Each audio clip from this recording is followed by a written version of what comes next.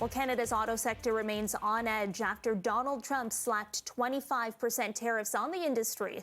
The fallout is already being felt. Today, the Stellantis assembly plant in Windsor will pause work for 2 weeks. With me now is the Liberal candidate for Oakville, Anita Anand. She joins me in her capacity as Minister of Industry. Thank you so much for being here. Really appreciate it. Thanks for having me. Donald Trump has been explicit that his desire is to see the entire manufacturing sector relocate to the United States, and that is why he has imposed these tariffs. In the conversations that you are having with the auto sector, have you received any assurances from companies that they are committed to staying in Canada for the long term? Well, you are exactly right. We are seeing massive stock market hits, for example, because of Trump's tariffs, not just in Canada, but throughout the world. And so we need to be prepared for some volatility. What the government of Canada is doing is putting in place supports for the industry and for workers. $2 billion to establish a made-in-Canada auto industry. We've hit back with 25% tariffs against American-made vehicles.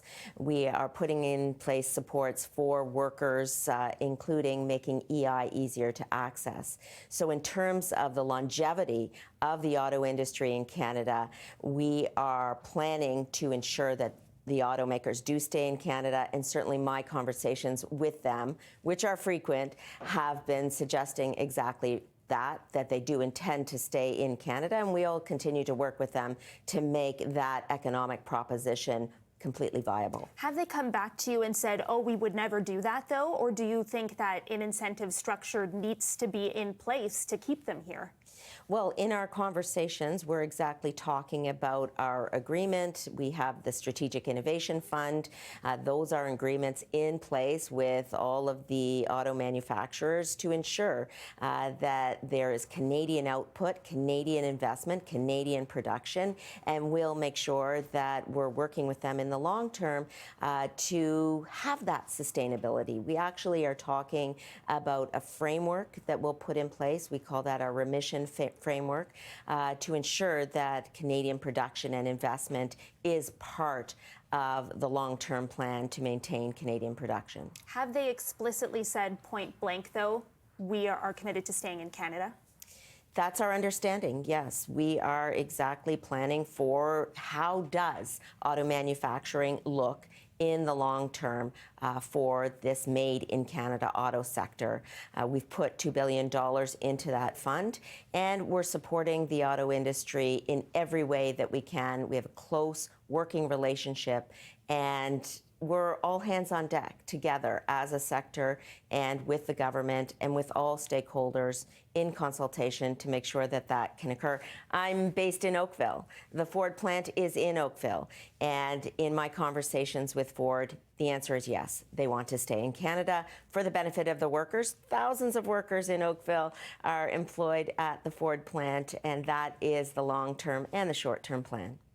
In simple terms, for those who may not be familiar with the remission framework, what is the government prepared to do to keep these companies here long term? Because, many of them are headquartered in the United States. They could be making moves to move production in a year, in 2 years. So just how far is the government willing to go?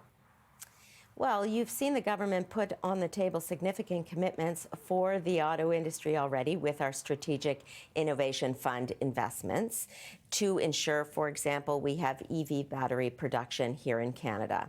In terms of our remission framework, we are making sure that we're in consultation with the auto industry. I'll be traveling to Windsor tomorrow, for example, to have those conversations. So the plan for the remission framework is currently being ironed out. But in the meantime, let's not forget that we have the $2 billion already committed for the Sustainability Fund of a made-in-Canada auto sector. We already have those 25% tariffs in place, and every dollar will be going to support Canadian workers.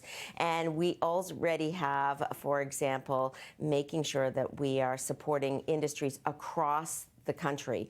$450 million will be going to small, medium-sized businesses who are impacted because these tariffs affect the economy as a whole.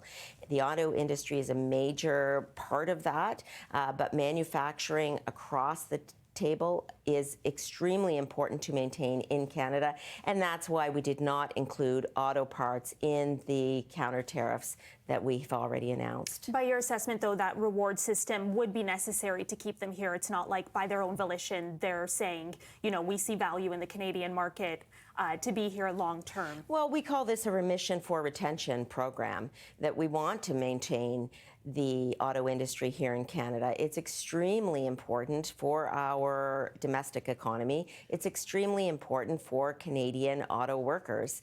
And all along, we've been in close contact with Labour and with industry to ensure that we're all working hand in hand to maintain the longevity of the auto industry right here in Canada. Okay, Anita Anand, I have to leave it there. Thank you so much for taking the time. I appreciate it. Thanks so much for having me.